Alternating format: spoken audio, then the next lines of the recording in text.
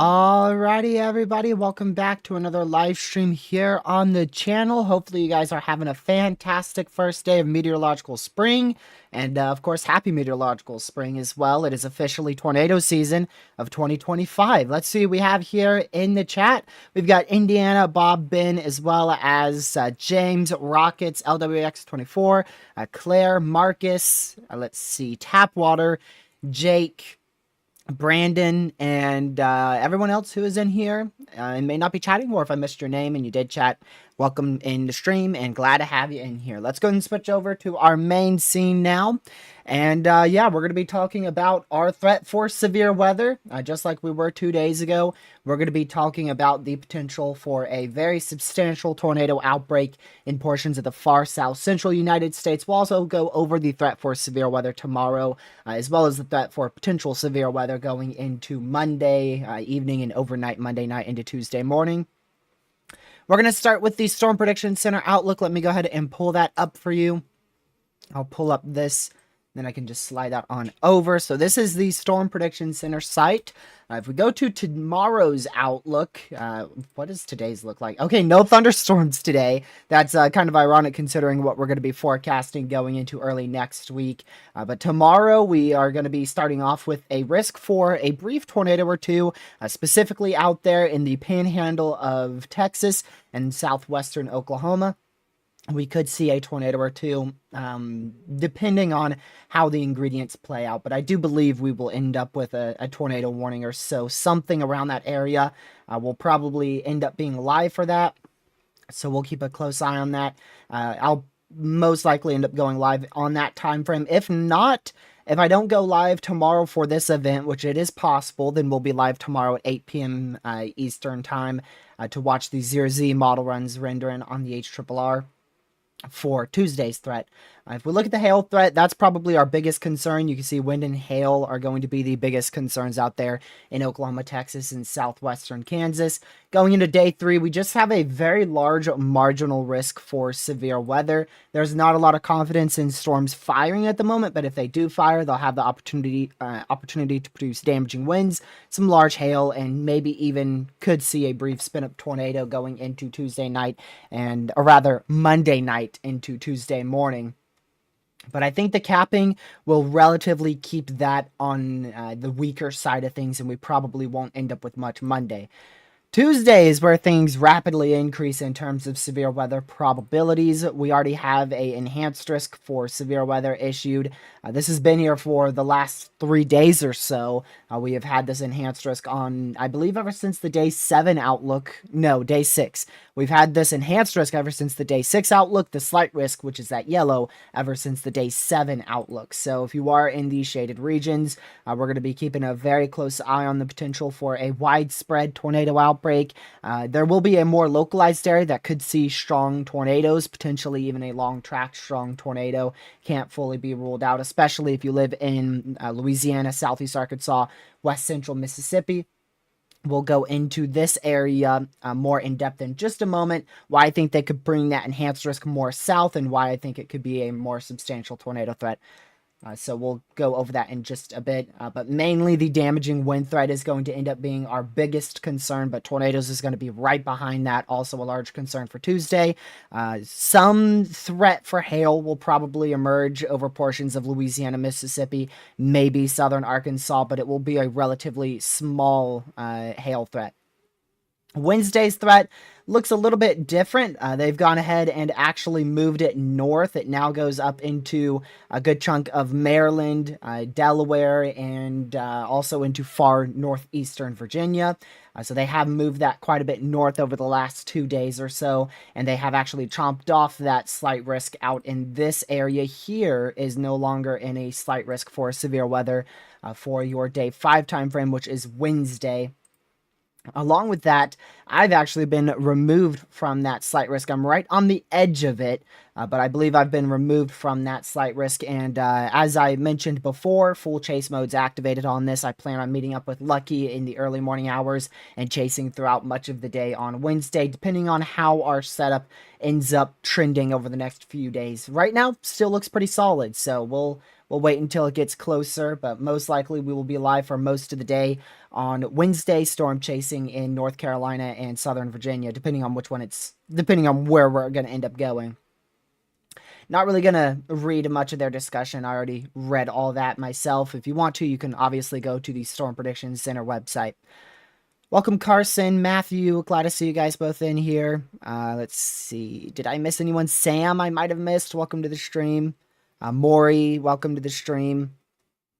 Also, Maury, you were gifted a membership on our last live stream. At the end of the live stream, I gave away 10 memberships, and it selected you for one of them. All right, let's go more in depth now into more of an analysis of this threat for severe weather, specifically on Tuesday. We'll switch on over here to our main... Ooh, that might be... Okay, that's not too zoomed in, but there you go. So this is what we will be using for probably most of the live stream. This is College Dew page.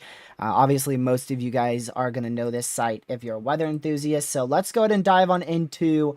We'll start with the 18Z GFS because I haven't had the time to look at this. I looked at 12Z, but I managed to skip over 18Z over the last hour. Thank you, Matthew, for the $10 donation. That's greatly appreciated. Now I can get Lucky a snack. Now I can get Lucky some snacks for Wednesday's threat, because we'll be chasing together for Wednesday. I hope that the threat doesn't trend too early, because at the moment, if we take out the GFS model, so this is our newest GFS model for Tuesday, but I want to look at Wednesday just briefly. You can see it's trended pretty early. I mean, the main line of severe weather, this is trended very early. This is about 5 a.m. when this line moves through portions of Virginia, North Carolina. So I'm really hoping that that starts to slow down a bit, which I believe it will, because the GFS has a progression biased. So it will most likely slow down the trough, at least somewhat. I don't think it will slow it down enough to the point where it will be an afternoon threat. But I do think it will slow it down enough to the point where it will be at least chaseable and won't be at like 4 a.m. or so. Western Kentucky, it's throwing me off. That's an interesting area. In my personal opinion, I think that area is probably going to be left out in severe weather. You might have a risk for some damaging winds, but we have the cold core set up to your north, and then we have the primary set up to your south. So it's probably not going to be as bad for people in Western Kentucky or Western Tennessee as what it will be to your north, and especially to your south on Tuesday. Still watch it though. Obviously, I know you're going to watch it over the next few days, but it's definitely worth keeping an eye on it. Because models could easily uptrend on instability, and then you may have a spin-up tornado threat. At the moment, I would say damaging winds, very, very late Tuesday. A slightly lesser tornado threat than what, you may be expecting, considering you are in that slight risk for severe weather. Actually, wow, a little surprised. I didn't realize how far north this went until just now. They actually have that well in Tennessee and quite well into southeastern Missouri. That's interesting. That enhanced risk may be a little too far to the north. But this is our newest 18Z NAM model, which is, in my opinion, the best model run we could use at the moment. And it does have that instability up into very far southern Missouri, but it just barely gets up there. I think our primary threat for overall severe weather for Tuesday is definitely going to be focused over this corridor right in here, with the greatest tornado threat probably being right in the middle of that. If we go ahead and zoom in, go a little bit more in depth. Actually, let's zoom right back out. Let's look at our trough ejection first. So this is what models have struggled with the most, and this is why uncertainty is... I wouldn't say uncertainty is high, considering we have a day 4 enhanced risk, but it is amongst the model runs higher than usual. If you look at the NAM, we have this quite obviously strongly negatively tilted trough, and it's kind of more confined. You still have your elongated subtropical jet stream along the base of it, but the actual trough itself is more confined, which that would allow for probably a heightened tornado threat, especially along that subtropical jet stream out in this area. Right in here, that's where your tornado threat would be the highest, most specifically over Louisiana. For this exact time frame, if we look at the position of your cold front, at this exact time, 7 p.m. Eastern, Tuesday evening, it's going to end up being right there with your highest tornado threat. So that's your NAM model. Now, if we change it over to the GFS, watch how much this changes. To the GFS, completely different. Completely different. Now actually, hold on, let me also check that. Your low pressure on this one is located in Kansas, maybe northern Oklahoma, but Kansas, in my opinion, there is what it looks like.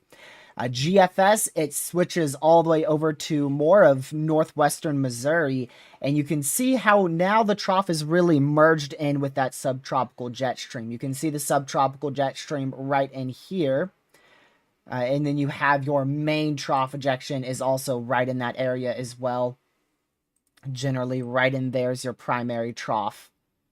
So we have a combination of your subtropical jet stream mixed in with your trough, and that's allowing for this jet stream to be very, very strong. And you can see this is your subtropical jet stream right here over far southern California into Mexico, Baja California.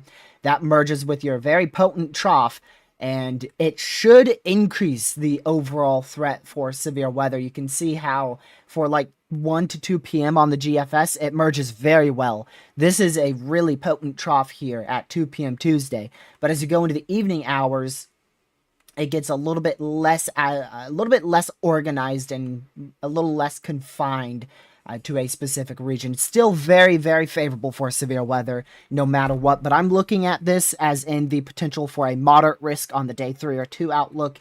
And just thinking of what could prevent this from being that higher end moderate risk for severe weather that people have been talking about quite frequently.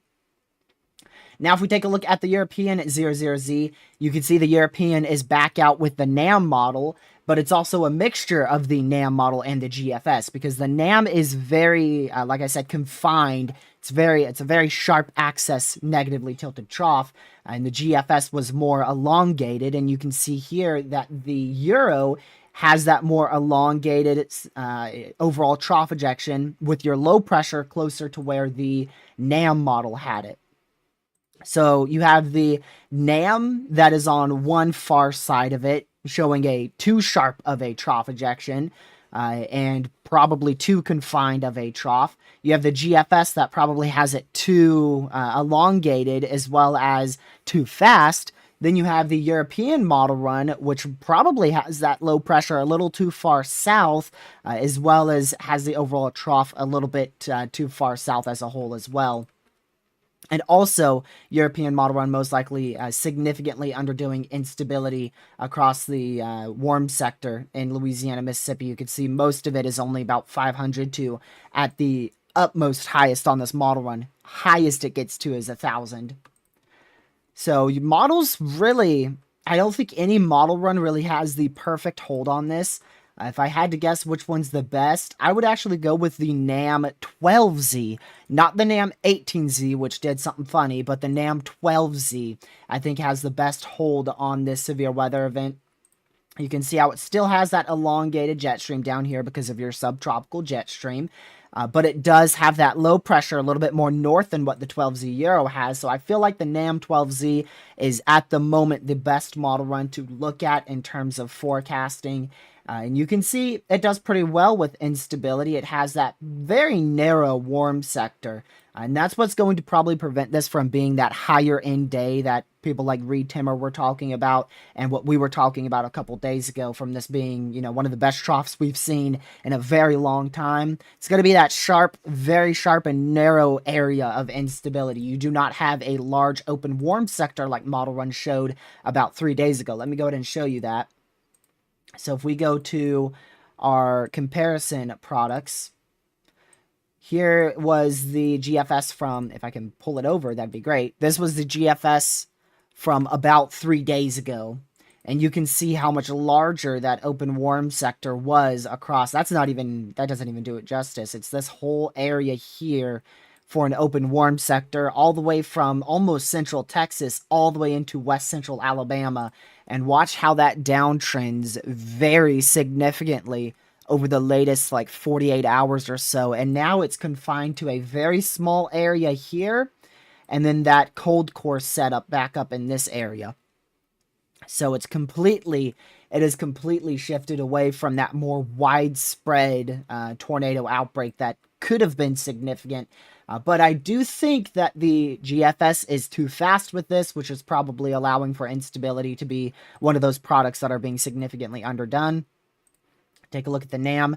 Again, NAM 12Z I think handles this the best, and it does show that still narrow warm sector. However, it has a lot of higher instability than what the GFS has. So I think, again, NAM 12Z is probably going to be the model run to use for this threat for severe weather. I'm going to zoom you guys out just a little bit here because it's a little too zoomed in. There you go. So taking a look at more of your specifics here on the highest threat for severe weather, we are still, even though we're just 3 days out, there's still a lot of uncertainty on exactly who has those highest chances for significant tornadoes.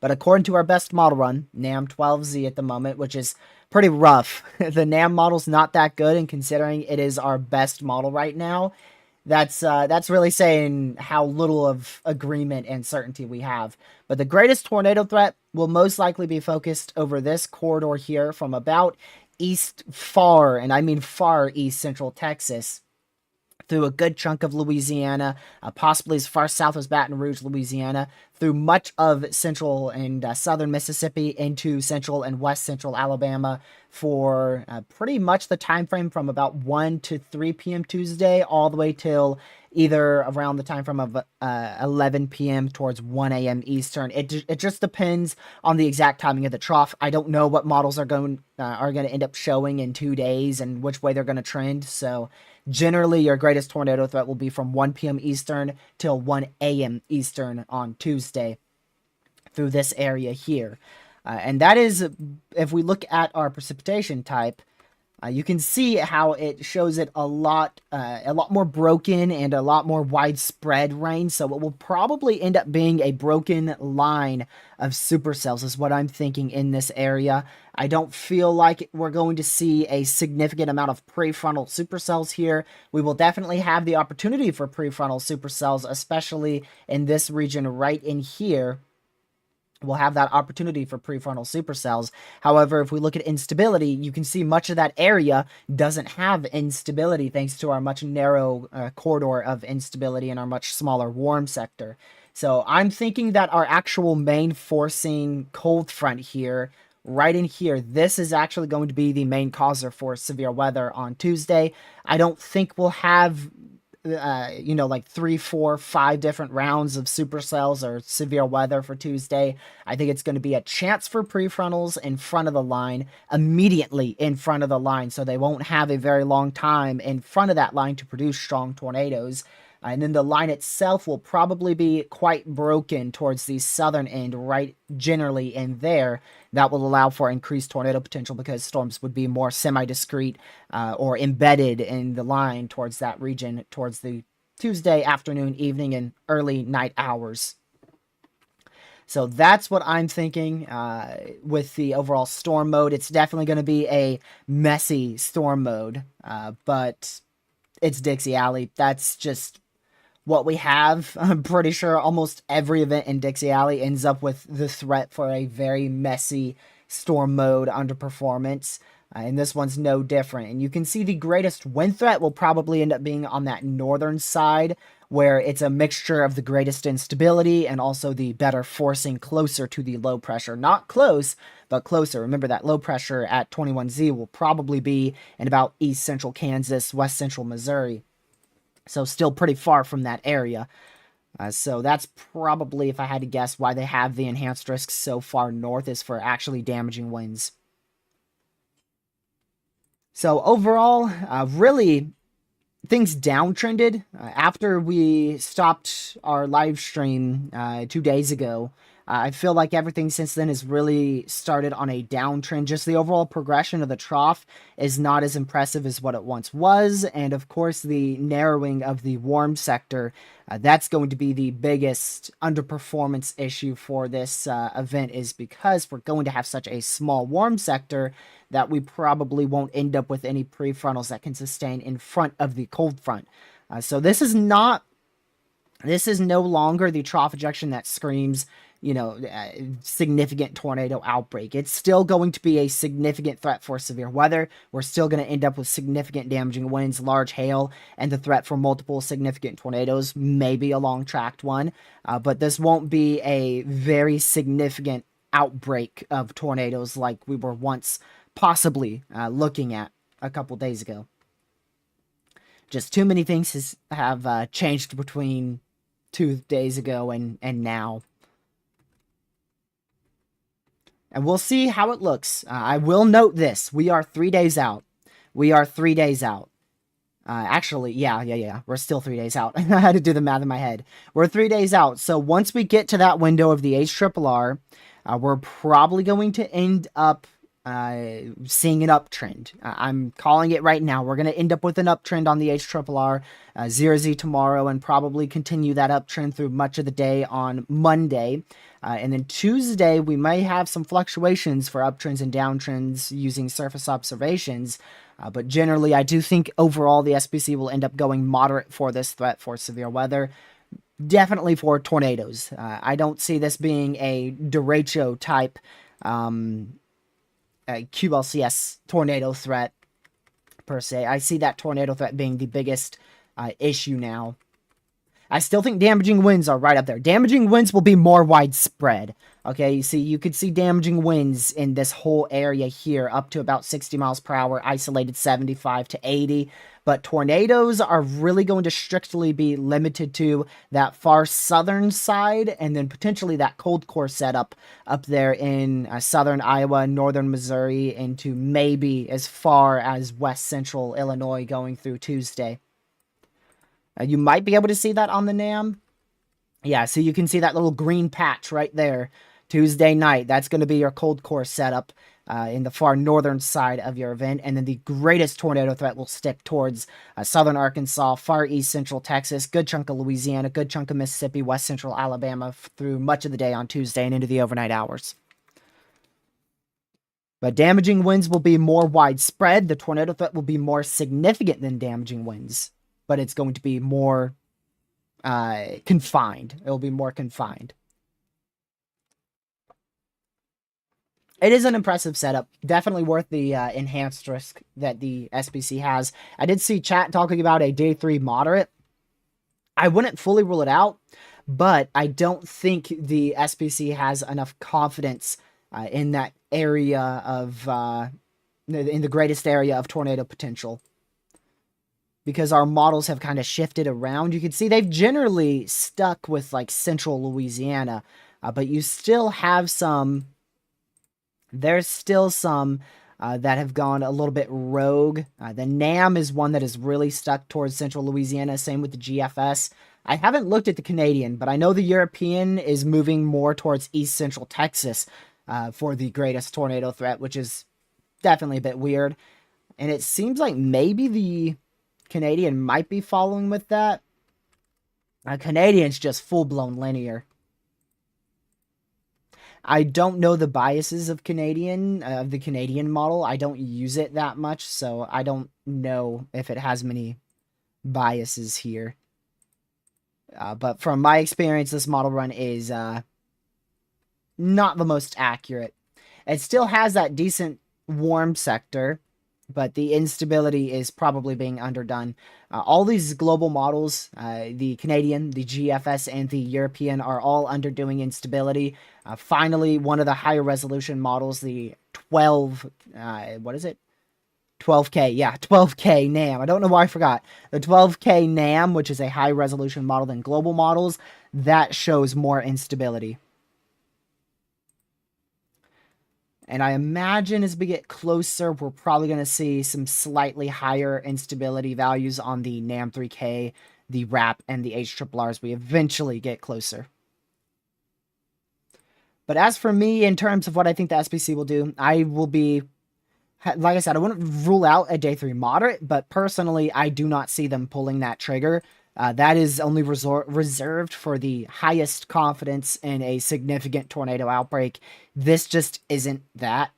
Day 2 moderate, once we get the HRRR and the NAM 3K, is definitely on the table, depending on how that looks. And then we'll just see what happens from there.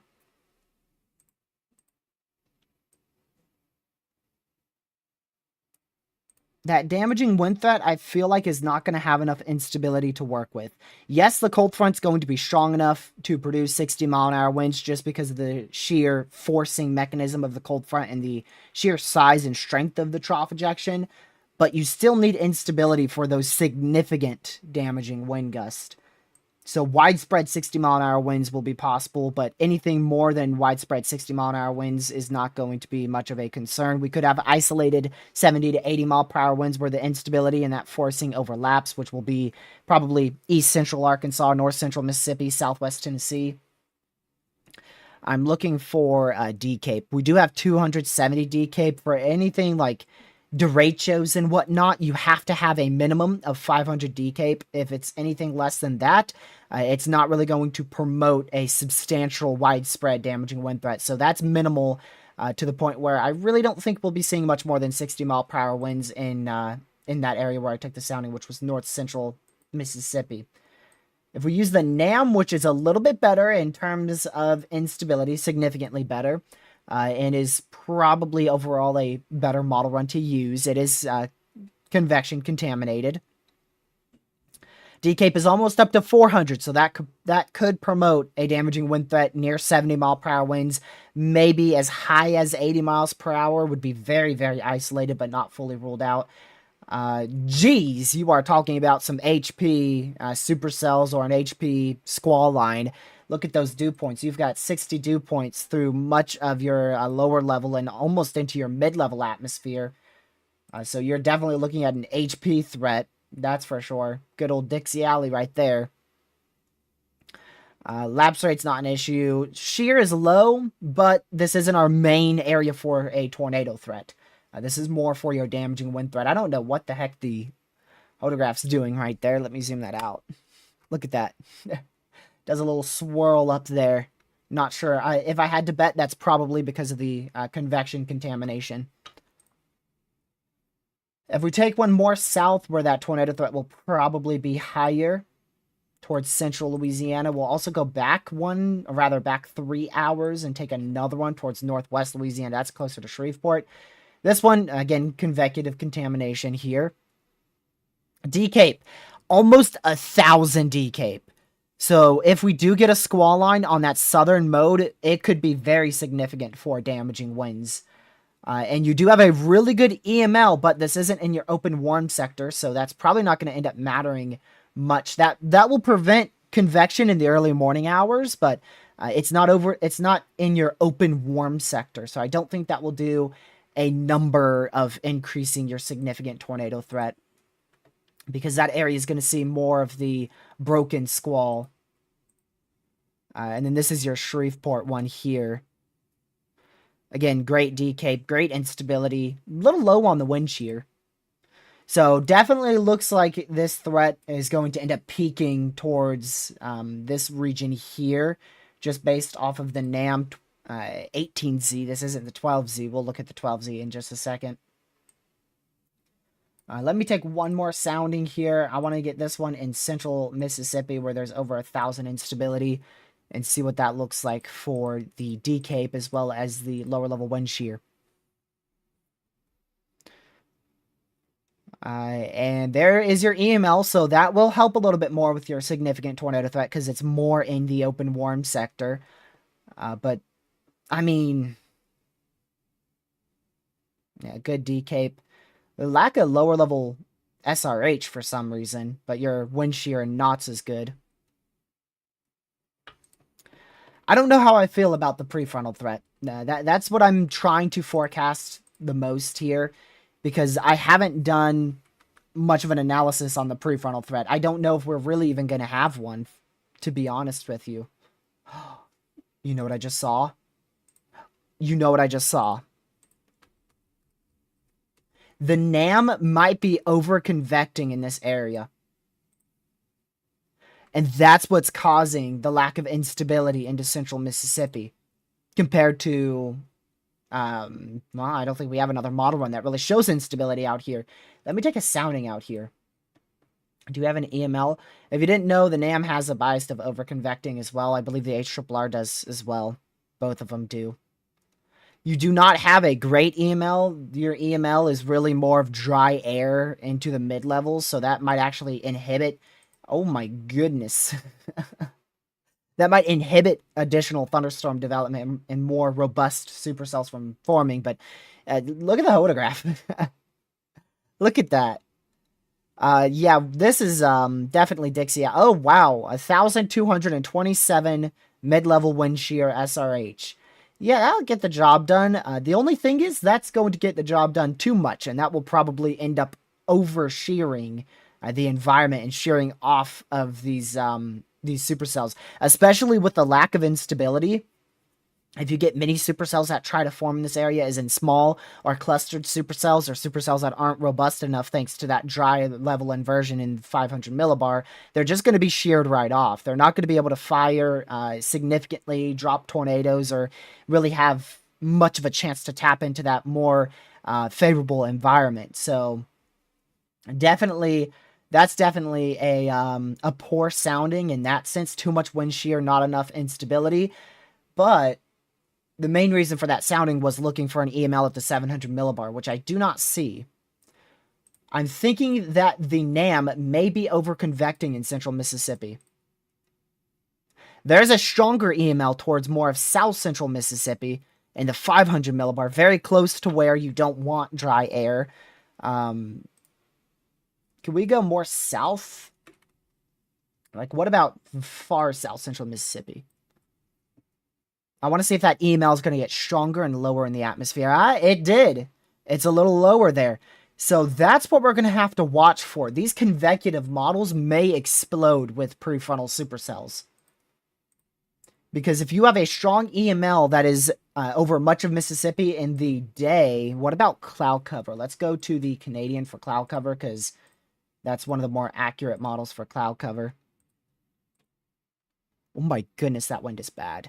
If I lose power, just know it's because of the wind. We have a critical fire risk over here. Actually, I'm in an elevated critical fire risk is to my south. A lot of cloud cover. However, this is typically overdone in most model runs. This is the most accurate you can get from what I've heard. So we may get breaks in clouds. I really would not be shocked if the NAM 3K or HRRR came in with full-blown prefrontal supercells in the open warm sector, and a much more larger warm sector too. I would not be surprised if they came in with a much larger warm sector, more like this in Dixie Alley, as opposed to that smaller NAM open warm sector, because of that over convection in central Mississippi. Let's take another sounding and look for that EML below or at the 500 millibar. Little EML, but that's not nearly as notable. The biggest thing I see right off the bat, that's a lot of dry air that is going to sharply cut off any mature supercells from firing, or sustaining, I should say. You may get mini supercells that can build all the way up to the 500 millibar level, so they could still produce tornadoes, but any long track strong tornado threat would probably be minimized by that inversion towards the about 400 millibar level. But that's definitely something I'm noticing here. I don't think the GFS is going to have that same bias. Yeah, look at that. Look at the difference. Exactly. Look at the GFS's warm sector in Mississippi and Louisiana. And look at the NAM. The NAM is definitely having an over-convection bias here in central Mississippi. I think this one is over-convecting. Even the 12Z was a little less. 18Z is really over-convecting. So do not be surprised if we wake up tomorrow with a NAM 3K printing supercells over south central Mississippi. But then again, I wouldn't expect it to be printing ridiculous mature supercells, because that the inversion towards your 450 millibar level is probably going to inhibit supercells from really maturing to that, strong to intense tornado threat. That's a good sounding. Again, ignoring the thermodynamics because of NAM's convective bias, and also the fact that we just saw that trend between the GFS and the NAM 18Z and 12Z. This is a good sounding, kinematic-wise. Maybe too much wind shear in the 3-kilometer range. Maybe a little bit too much. But that is a good sounding. Your Storm Slinky, I think typically you like I think we prefer, for supercells, they prefer about a 75-degree angle Slinky, if I remember that correctly. I haven't used this in a while. But man, that is a lot of veering with height there. I am extremely intrigued to see what the NAM 3K is going to show tomorrow morning. Right now, the NAM 18Z goes out till 06Z Tuesday, so we need another 18 hours of that model run. Every model run, it gains 6 hours. So 12Z NAM and 18Z NAM will definitely be in range tomorrow. And the wrap model is going to be a little bit later. That probably won't be in range until maybe as late as Monday morning. Or Monday afternoon. HRRR will be in range, I think. No, because HRRR is going in range tomorrow night. So the NAM will be in range. The NAM 3K is going to be in range tomorrow afternoon. The HRRR, rather, NAM 3K tomorrow afternoon. Wrap model tomorrow evening. HRRR tomorrow night. So that's what it's going to be like. We're going to get the NAM 3K first, then the wrap model, then the HRRR. Yes, that's exactly what it's going to be. NAM 3K, wrap, HRRR. All tomorrow. Tomorrow is going to be a big day for forecasting. That's for sure.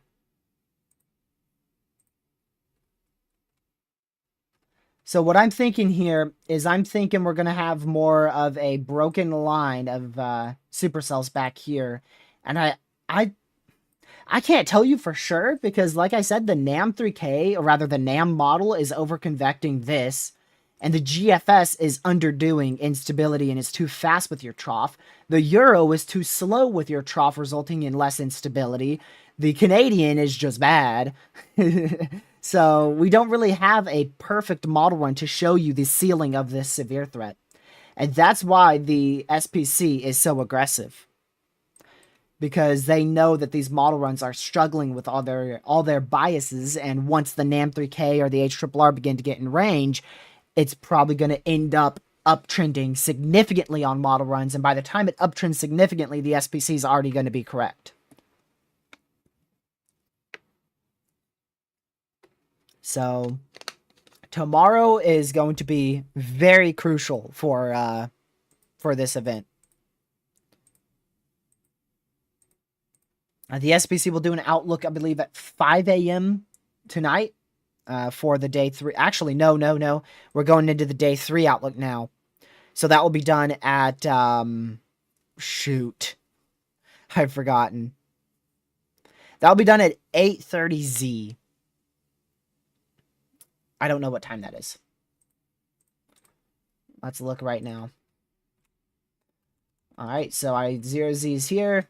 0Z, 01, 02, whoop. 0Z, 01, 02, 03, 04, 05, and 06. 07, 08. So that's about 3:30 a.m. Eastern. 3:30 a.m. Eastern is when the outlook will be out tomorrow. And then they'll do another one. They'll do another day 3 outlook because they implemented that, I believe, last year. They'll do another day 3 outlook at 2:30 p.m. Eastern.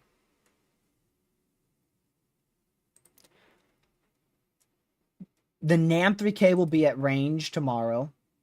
The wrap model will be close to that 2:30 p.m. outlook. I don't think it will make it. I believe the wrap model is going to be in range around 5 p.m. tomorrow. The NAM3K should be in range around 1 p.m. And then the HRRR will be in range around 8:30, 9 p.m.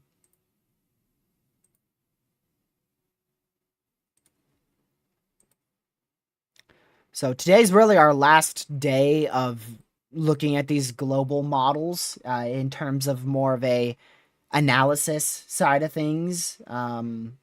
Tomorrow it's all cam models. And I don't think that we are seeing the full potential of this day on our model runs.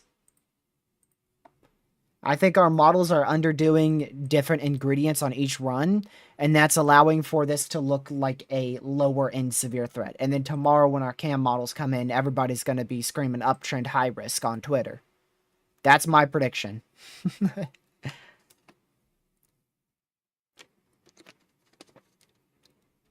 So if you guys are enjoying this live stream, make sure you hit the like button. We're at 38 likes. The goal of every briefing is typically 50 likes. So if you haven't already, make sure you hit that like button. Also, if you are new, make sure you consider hitting that subscribe button. We'll be live, obviously now. We'll be live tomorrow. We'll be live Monday. We'll be live Tuesday. And we will be probably chasing live streaming Wednesday. That's the plan. A live stream from here on out all the way up until we chase Wednesday. So just to go through these biases really quick, if you're wondering. GFS, too progressive, underdoing the extent and the strength of the warm sector. European model run, too slow and underdoing instability. NAM model, got to go to the right one. NAM model, good on instability, pretty good on the progression, but not good enough on the width of the warm sector towards the evening hours. So that's all the issues I'm seeing with all of our models so far. Canadian is just too early on the trough, not enough instability, not a wide enough warm sector. It's all 3 models combined into one, and it's terrible. Is it too... hold on, I gotta see. Is it too early or too late on the trough? Too early. It is too early. Its positioning of the low is really good, though. I like the positioning of the low. But it's... the Kate being underdone is just stupid. Dew points is probably a better idea of how big your warm sector is going to be. So if you look at your 18Z NAM, those dew points give you a better idea of how large of a instability warm sector we should see in the southern U.S.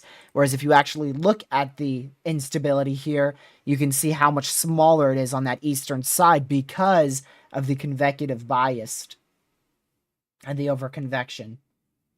Which we'll see, that overconvection, it may be a bit of a bias, or it could actually be what ends up underperforming this event. We'll have to see that tomorrow when our higher resolution cam models come in. I really don't think there's much more we can look at. Oh, heads up, just remembered. There will most likely end up being another severe threat Friday or Saturday, depends on the timing. This is showing Saturday. The SPC isn't talking about it just yet because they're more focused on Tuesday's threat. But don't let this one creep up on you. It looks like we're going to have the chance for some severe weather Saturday, March 8th. That's about a week from today. It depends on what model. For instance, the GFS says March 8th. The European model run is a little earlier, saying March 7th. The Canadian model run, haven't looked at. Canadian is very, that looks like the threat we're tracking Tuesday.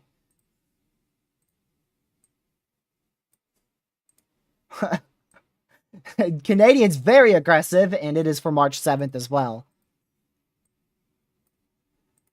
Literally just printed out the same trough ejection. Look at that. Here's Tuesday's threat. There's Saturday's threat. Literally printed out like the same trough. Oh, my bad. This would be both the 7th and the 8th. More specifically, the 8th. What's the Euro again? So the Euro is the only global model out of our three main ones. Only the Euro is the one that's too fast. Really quick, just before we dive back on into Tuesday's threat. Wow, I really misspelled extended there. Yep, that's what I was thinking. There you go. Look at that, March 8th. That is a severe weather signal right there. Very, very clearly a severe weather signal. And you can see the uncertainty after that time frame. Look at the 10th and on time frame. High, very high uncertainty. Very high uncertainty right there. So the 8th is another severe day. Don't let that creep up with you, or creep up on you. We might even see a outlook from the day 4 through 8 introduced sometime early next week. March 8th is their day 8 outlook. Currently, they say predictability is too low. Do not be surprised if we end up with like a day 6 risk in about 2 days for March 8th. And it would definitely be more focused on the far southern side of the U.S. And you can see definitely still a signal. There's definitely a big signal for severe weather towards the middle of March. But at the moment, this is just too much uncertainty to discuss. Once we get through this threat, we can start talking about this threat more specifically. And then once we're in between this threat and this threat, so like on March 7th or so, that's when models will be more in range for this threat. Make sense? No? Well, basically we just got to let time progress so our models can get more accurate.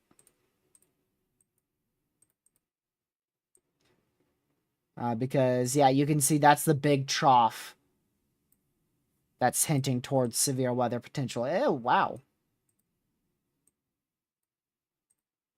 That's definitely something. You can see the consistency on that is garbage.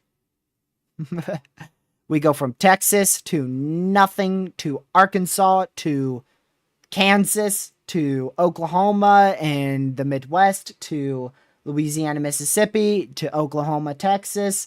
And that's where we are now. So that's why we don't look at deterministic models that far. Now let's use ensembles. That is a mean signal right there. That is a mean signal. Look at that. For 324 hours out. That is a mean signal on the threat for severe weather. Looking at all your individual ensembles here. 1, 2, 3, 4.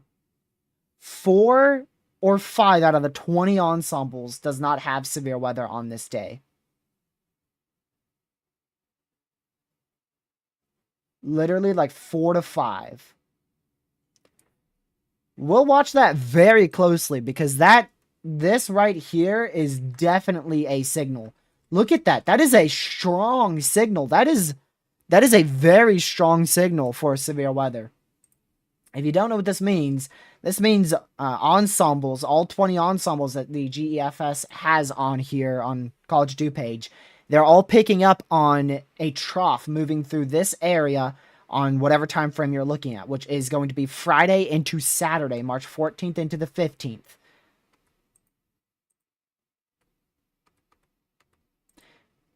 And you can see the instability on that as well. That is a really good signal. A really good signal for severe weather this far out, 320 hours out, and that is a solid signal. Bringing that back to March 8th, let's see how March 8th looks. You can definitely see that is a signal of severe weather, for sure. But it looks like the GEFS ensembles have a positive tilt, which would still allow for some severe weather, but the extent of it would be undetermined until we get closer. And then obviously if we go for Tuesday, there's your ensemble for Tuesday, low pressure here. You can see this huge trough. And again, look at the divergence. We have not lost that. We have not lost that large area of wind spreading. So that would definitely allow, which is why I feel like models are definitely underdoing instability for sure. Because with this much divergence and just overall forcing and just the negative tilt, it's going to be able to pull up more instability than what I feel like these models are saying. If we look at our ensemble instability for this, you can see all of them are relatively on the lower side. But again, I feel like every last one of these are probably underdoing it. Maybe the most accurate one is here at the bottom of your screen, ensemble number 18, with that larger warm sector, and then the more concentrated area of Cape being focused over Louisiana, Mississippi. Oh, I wasn't using 18Z. Well, ensemble 18 downtrended on that one. But let's look at 18Z ensembles really quick. So there it is for Tuesday. Still very classic trough ejection. You are going to see severe weather Tuesday. We're going to have to wait for the cams to figure out how high in that may be. March 8th. Still looks like a very positive tilt trough here. And let's see what it has for the end. I don't think it's fully at the end just yet. It's not there just yet. It's on March 13th, and you can see the signal. Definitely a signal and a half. A much stronger signal. Look at that. 12Z, 18Z. A substantially stronger signal. And at 300 hours out, that is high confidence right there.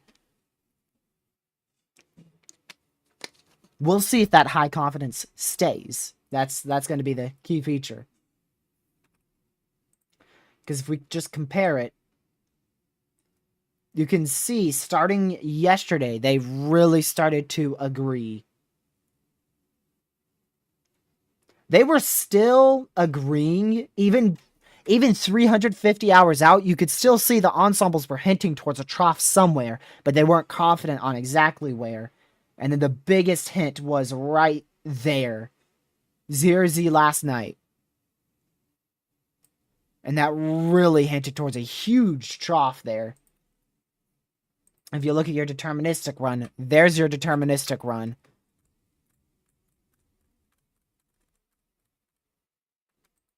That is the 18Z GFS. Wow.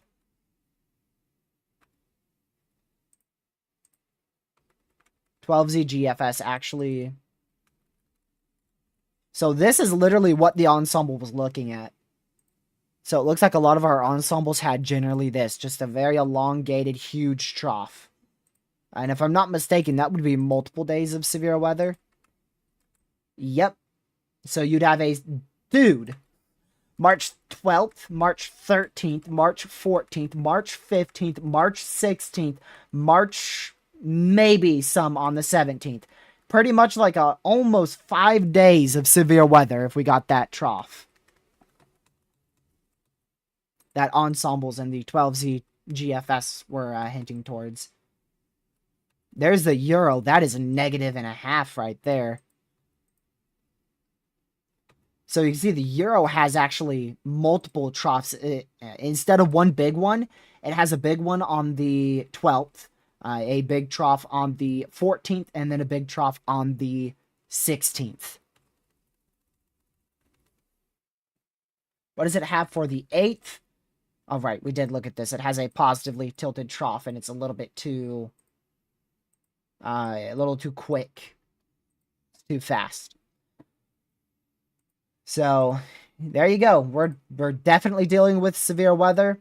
Tuesday, Wednesday, Friday, which is the 8th, next Friday, I believe that's, oh, my bad, that's Saturday. And then we will probably end up with at least one day of substantial severe weather towards the beginning of next week. But that's too far out to say exactly how big it may be. But the signal is very much obvious. It is very, very, very obvious. It is definitely Fantasyland for sure, but as long as you're not looking at deterministics, you can accurately tell if we're going to see severe weather. Don't look at the ensembles, or rather, do look at the ensembles. Don't look at the deterministics, because if you look at the deterministics, let me just show you this consistency. There you go. So don't use the deterministics that far out. Ensembles, that's what you should be using. Do not be afraid to use ensembles 300 hours out, because that's literally 20 different plus deterministic runs combined into one. So it's going to be substantially more accurate than if you were to just look at the GFS or the Euro or the Canadian and forecast off of that.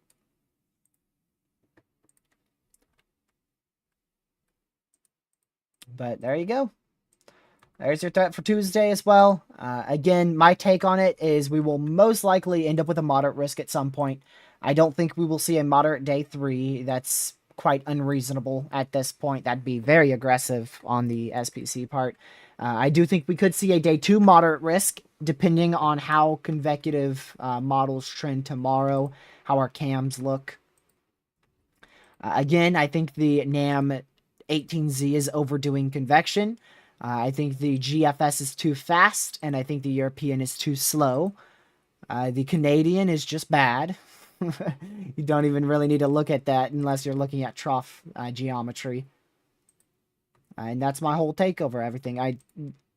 Just to show you again, the greatest tornado threat, in my opinion, will be focused in this area here, between the time frame of 1 p.m. Eastern and 1 a.m. Eastern Tuesday.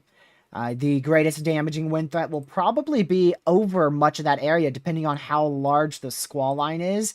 The damaging wind threat will probably be over some, if not most of that area, as well as pointing to the north, where the instability and the greatest forcing from your low pressure in west central Kansas overlap.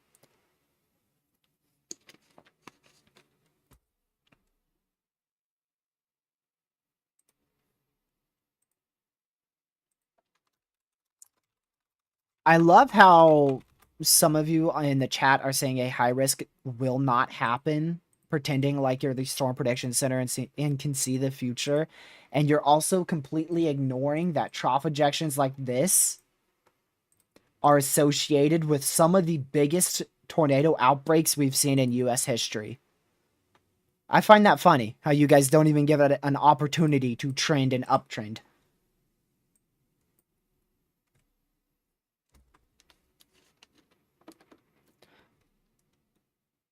Now, if we're talking about a day 3 high risk or day 2 high risk, yes, that's not even possible. Especially day 3 is not even actually possible. Day 2, I don't even know if we'll be moderate at that time.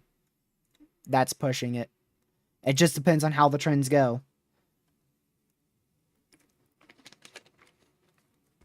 Yeah, you can't rule out a high risk. You're not the Storm Prediction Center. You can't say it will and you can't say it won't because that's up to them, not us.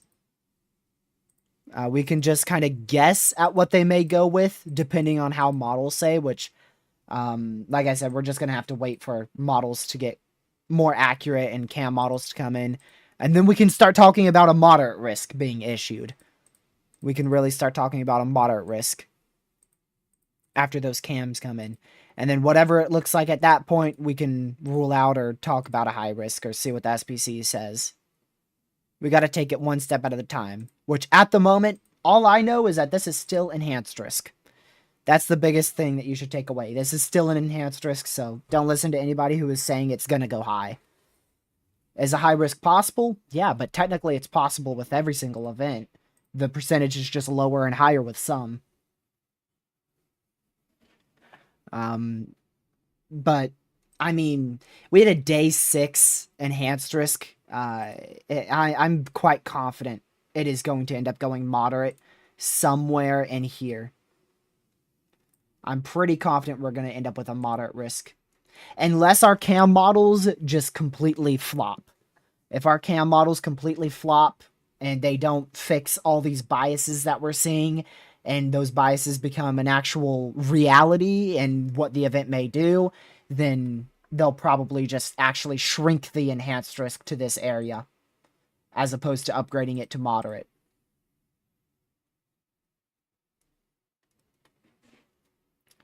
Which, like I said, I can't tell you what's going to happen with that. It's all up to the SPC, and they're just going to watch trends very closely, and whichever way they go is that's the way trends are going. Well, we'll just see. All I know is that troughs like this with significant divergence in tornado season, they're associated with extremely significant and historic tornado outbreaks. Will this be that? I can't tell you for sure, but what I can tell you is there's definitely a lot of bust factors and underperforming factors that may prevent this from being that significant tornado outbreak. Instability is the number one thing that comes to mind. Right after that is storm mode. And then directly after that is probably just the overall trough itself and how it's trended. Which is not... It's hard to tell you how the trough's trended because all of our models still have a different trough. Like the NAM, I've mentioned it multiple times, NAM is way too compact. GFS is way too fast. Euro is too slow. Canadian is, I believe, too slow but good with the low pressure placement. So we don't have a good model run that shows us what I personally believe is the most likely scenario, which is why the SPC, they have a bigger enhanced risk than what most models even show having instability. For instance, their slight risk is all the way up into St. Louis, and that area on all but the NAM 12Z won't have instability on any model run. And once we get to cam models, I can nearly guarantee you instability will start uptrending, potentially as far north as St. Louis.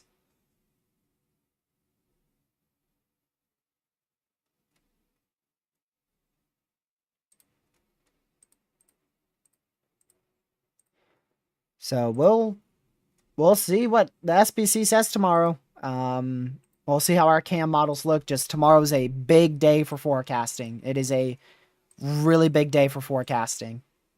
Tuesday's threat. Hopefully, we will get rid of a bunch of these biases and uncertainties. Let's keep our fingers crossed for that. Let's hope we don't add more. Hope we don't add more with an AM3K convective biased and then the HRRR over-convecting. And then the wrap model just being useless because it's a little low resolution. Hopefully we don't get more uncertainties tomorrow.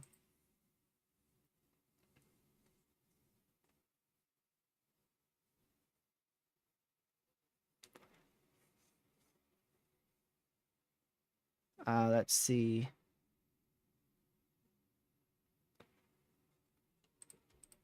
Well, I mean, pretty much every ensemble has a trough on that day, rockets, so it's not surprising.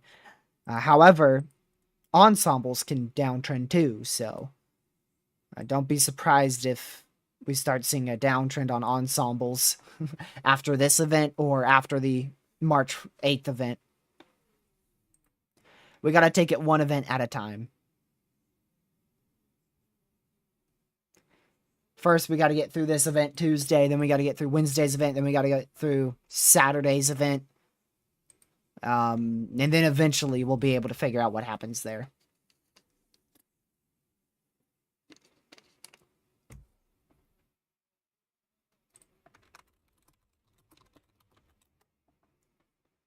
Let's see here.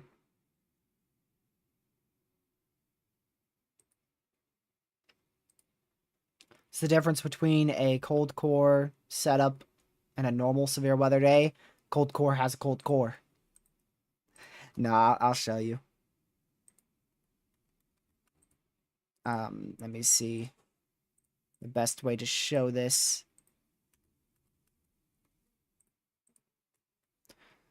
I don't know if I could get a good sounding that's going to show it. I mean, it's not a classic cold core setup. You know what? Maybe tomorrow's threat, that might produce a classic cold core setup sounding. Could I get the NAM 3K maybe?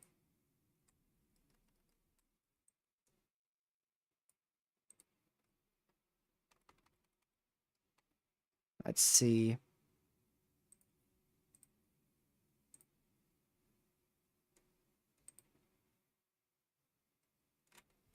I'm going to try to find it. Also, just right off the bat, cold cores have typically a lot less instability. And they end up having more lower level instability. I'll show you. If I can. See if I can find a sounding that's good enough. This might be it. They don't have a lot of like surface instability, and they don't have a lot of upper level instability. It's lower level instability. For instance, there you go. This is definitely convective contaminated. But you can see you have pretty much no instability in the lower levels at all. Same goes for the upper levels. And in the mid levels, you have some instability right in there. And if you look here, I can't have this sounding work out because it's convection contaminated. I need a better one.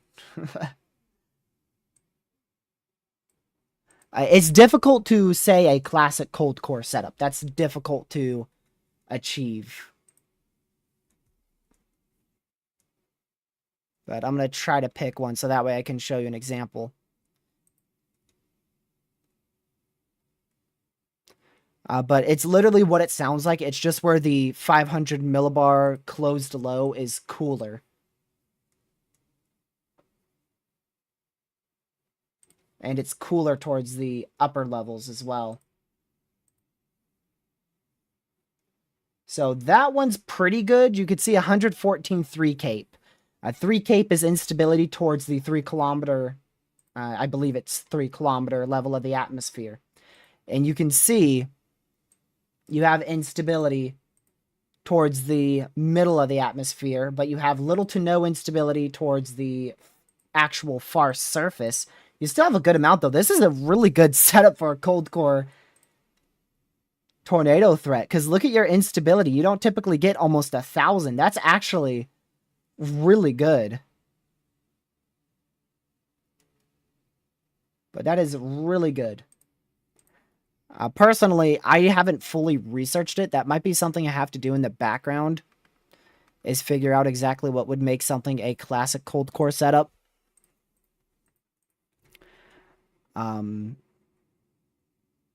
But it is definitely involved with cooler air in the mid levels of this of the overall threat area, which I think you might be able to tell here. I suppose that's colder. But it is definitely to do with colder air, normally at the 500 to 700 millibar level, which is what this is. And because it's cooler air, it's typically associated with lesser instability and more wind shear. And that instability is typically locked towards the 3 kilometer level and not so much towards the surface or upper level. I know that's definitely not a perfect example, but I'm no meteorologist.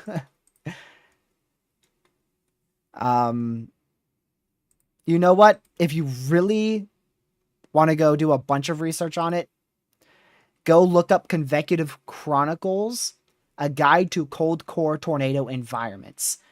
I just found that video. I am bookmarking that and studying the heck out of it tonight. That is a 32-minute video from Trey. That ought to tell you way better than I ever could. A guide to cold core tornado environments from Convective Chronicles, which is Trey. He's like literally the best analysis person out there.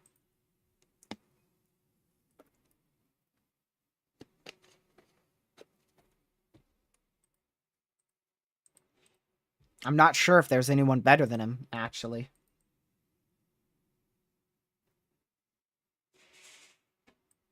In your area, the ones have been insane? Interesting. Out here in North Carolina and Virginia, it is very obvious why the winds are insane. We have a perfect positively tilted trough that's allowing for enhanced wind speeds over the Appalachians, and then in western North Carolina, western Virginia, that increases winds. Missouri, you are in a risk for some winds and elevated fire. That is definitely because of the trough, and it's because of its really how strong its amplitude is. You can see how we have a low pressure here, way down here towards California. That's going to be our cold core setup tomorrow. And then you have this huge kind of almost ridge. The ridge is because of the low pressure. And then you also have this positively tilted trough in the northwestern U.S., into Canada more specifically. So that amplifies the trough and allows it to be a lot stronger and overall greater winds, which that might be more visible from like the HRRR here. So this is your wind gust. You can see out there in Illinois, you've got gusts potentially up to 25 to 30. And if we go to the Appalachians, mountains enhance winds big time. So when you have that positively tilted trough that's pulling winds up like this towards the upper levels, you obviously see significantly higher wind gusts along and just east of the Appalachians. And that's what we're going to see, well, what we already saw today. And that's going to even continue into more of North Carolina. If I'm not mistaken, it is also associated with a front out here in the Carolinas, back out in Missouri. So you guys, you said gust up to like 41? Wow. That had to be yesterday, right? If it wasn't yesterday, then maybe it was quite a while ago. Because yesterday, that's when you were in the exit, like last night. Or yesterday evening. It would be late yesterday. That's when you were in the exit region of the, kind of the right exit region of the positively tilted trough. Which I don't think I can find any wind gusts to show you that. I wish I had more products that would really, really help. Let's see here. 2 days ago. That was definitely associated with something different. That was probably associated with this trough here. This trough here, which is currently over the central Atlantic. So that was associated with a different trough ejection. But there you go. That's why you saw it too, because you can still see we have this. There you go. There's your high pressure right there. I finally found it. There's your high pressure, and then you have the high pressure causes obviously ridging, and you're having kind of a slip and slide action of your jet stream here. So that's allowing for winds across this area of the US, and then really enhanced wind speeds across the mid-Atlantic area. I wouldn't think these would be approaching like 40 though. I wish I could go back more. Maybe I can. I don't think I can. No, that's not going to work. To see how... I wish I could have seen how strong that trough was.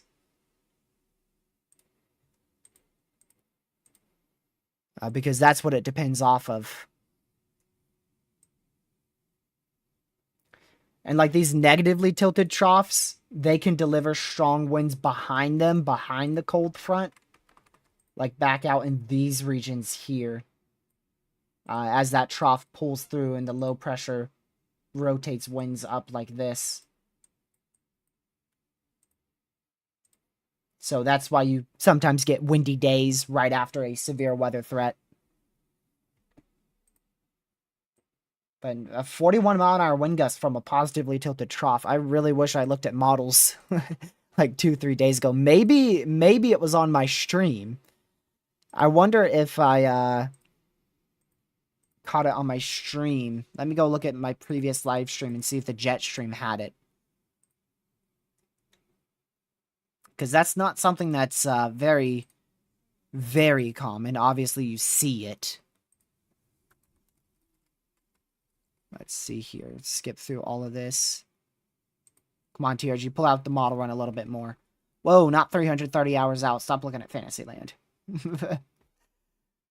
I gotta find when I pull the model run out frame by frame.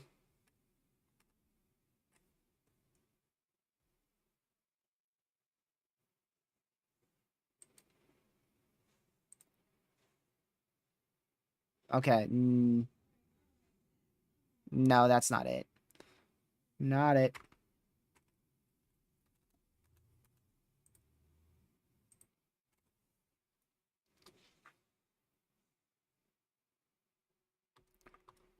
Nope.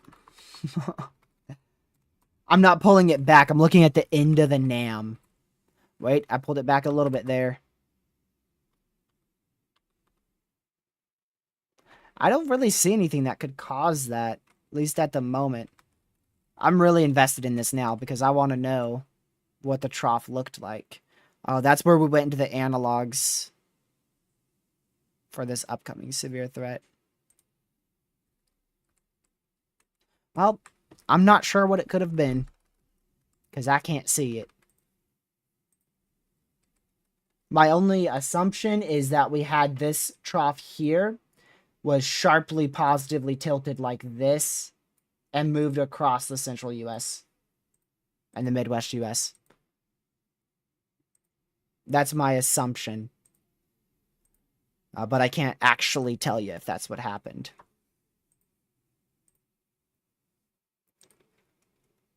We need a model run an archive site. That's what we need.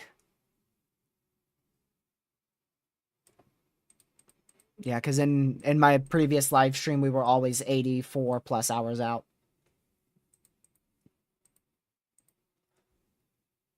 There's a chance I looked at it right when I started my stream. I'm going to go back and look again.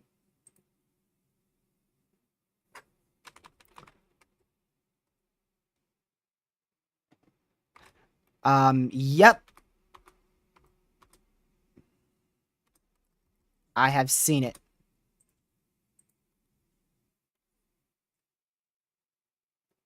I gotta tell it or show you exactly which one it is. Here you go. This is when I was starting my live stream up the other day. Right here in the background, you can see your high pressure over here, low pressure down here, and you've got this very large positively tilted trough, just like that. So that's allowing for greater wind speeds across this region right here. There you go. We found it. We have found it. There you go. It was indeed a trough. So my assumption was correct.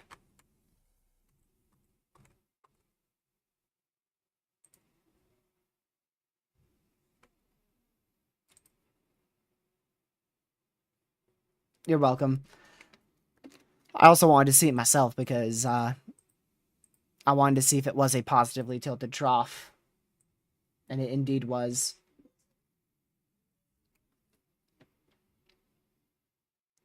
So it's simply because we have a strong high pressure here that's causing quite the large area of a positively tilted trough over much of the U.S. That's what's giving us our fire hazard out here, more east as well, into the mid-Atlantic states. And then tomorrow, which is Sunday, you're going to have a fire hazard back out here in New Mexico and Texas because of this portion of your tiny little trough right there. And then Monday probably afternoon, you're going to have a fire hazard in here.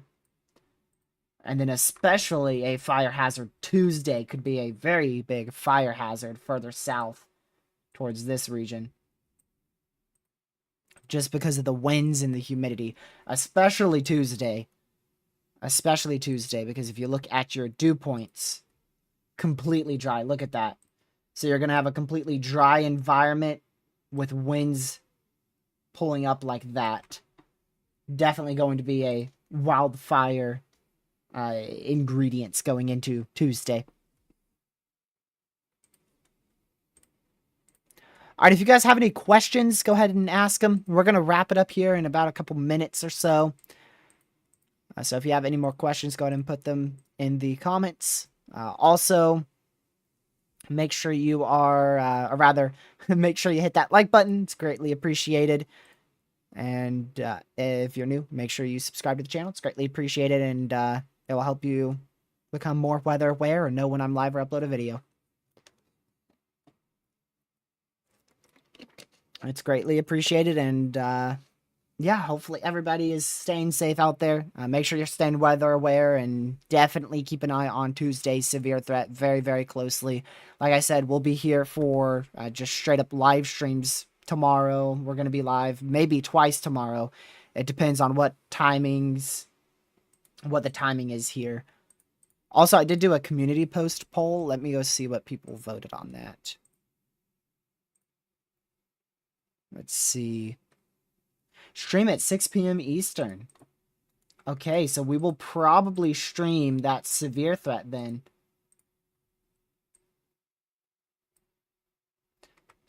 It depends if that severe threat pops off enough or not. We'll be live at 6 o'clock, which is right here, which don't know if I'm going to make that severe threat. But we'll plan for a live stream between, let's see. I'll say between 3 and 6 we'll be live tomorrow.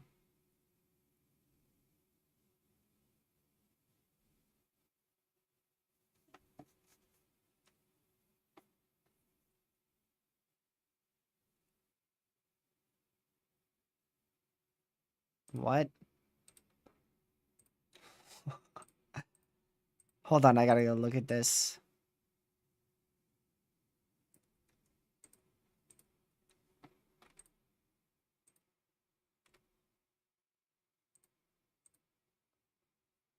I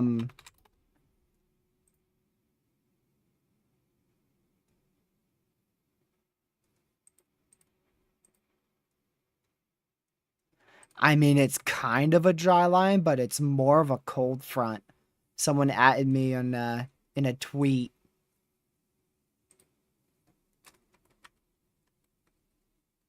That's definitely more of a cold front. It's a cold front with a sharp moisture gradient, which I guess you can kind of consider a dry line, but it's not like a classic plains dry line like you might be thinking. Ooh, that's a dry line.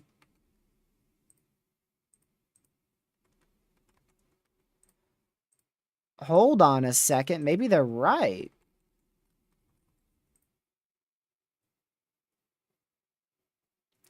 We might have a dry line for Tuesday. It might be a mixture of a dry line cold front. Especially as you get into the evening hours. Yes, especially. Look at this. Look at this. Especially as you get into the evening hours. Look at that right there. Cold front. And then you probably most likely have a dry line somewhere in there. And then it goes back up to where your low pressure is, which I don't know where it is on this model run. So if we zoom out, low pressure, occluded front. Oop, let me do a different one. So there's your low pressure. There's your occluded front. Let's look at temperatures. We'll be able to spot that. Then this is your warm front right there. Look at dew points. There's your cold front. And then there is a potential dry line. That actually might be a dry line right there, which could promote discrete supercells firing out in south central Arkansas and Louisiana. And you can actually see this on the NAM model easier. Why? Because look, your cold front's initiating these thunderstorms whilst your dry line is initiating these thunderstorms. Wow, very interesting. We'll keep a very close eye on that and see if that continues to trend. But all right, y'all. Thank you for pointing that out. Greatly appreciated there. I definitely would not have seen that. I hope you guys have a fantastic rest of your Saturday. I will be live tomorrow. Crap, I forgot I've got a NASCAR race tomorrow. That comes on at 3:30 p.m. We'll probably be live around 6 p.m. Maybe there's a chance a little later. I don't think I'm going to cover that cold core setup because it's so conditional. If it's absolutely needed, I'll hop on here. But we'll just see. We'll see. It kind of trended a little bit worse today, in my opinion. Especially towards the more evening model runs. I'll look at it more tomorrow. We'll just make that call tomorrow. But definitely we'll be live between 3 p.m. and 6, or rather 3 p.m. and 7 p.m. tomorrow. Hope you guys have a great rest of your night. Thank you, Mods, for on chat. Stay safe. Watch severe weather. Goodbye.